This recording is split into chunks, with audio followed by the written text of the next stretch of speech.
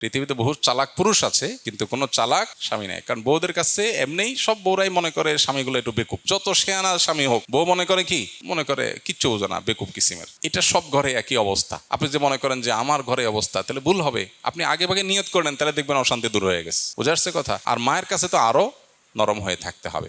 তাহলে সেক্ষেত্রে দাম্পত্য অশান্তি এগুলো একটা সময় থাকে, এরপর আর থাকে না। দিনদার পাত্রপাত্রীর সন্ধানে ভিজিট করুন orthicdin.com। এর মানে এই বলছি না আমি যে একেবারে বউ আপনাকে অন্যায় যা করে আপনি একেবারে তার কথা চলবেন। আপনার গল্লির ঠাওর ঠিক থাকবে, কিন্তু কৌশলটা থাকবে খুবই পোক্ত। আর নিয়ম হলো, ঝগড়ার সময় যদি কেউ বেকুব সাজতে পারে, সে আসলে জিতে যায়। কেন জিতে?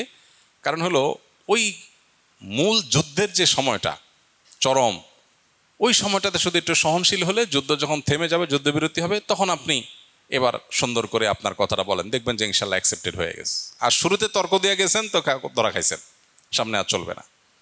তো এই কৌশলগুলো রপ্ত করতে হয়, বিয়ের আগের ট্রেনিং নেওয়া উচিত ভালো করে, ইনশাআল্লাহ বিদিনিল্লাহ। আল্লাহ তাআলা আমাদেরকে দাম্পত্য জীবনে সুখ এবং শান্তি দান করুন। জাযাকুমুল্লাহ খাইর।